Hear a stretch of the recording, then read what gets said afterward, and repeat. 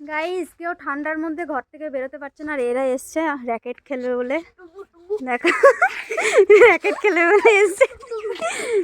এই স্নান করেছিস তোরা? না করবি না? না, কালকেও করবি, আজকেও করব। ই বাবা, আমি কালকে করেছি, আজকেও করব। এত ঠান্ডার মধ্যে ঠান্ডা জল দিয়ে নাচিস কেন? তো গাইস চলো এবার আমরা যাবো র্যাকেট খেলতে। অনেকক্ষণ ধরে ঘুরছে র্যাকেট খেলবে বলে। আমি গেলে তবে ওরা যাবে খেলতে।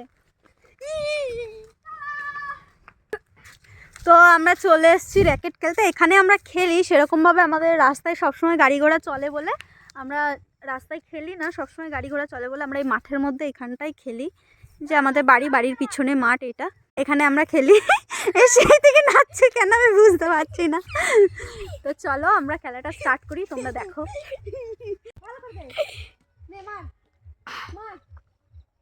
খেলিনি তার জন্য খেলতে পারছি না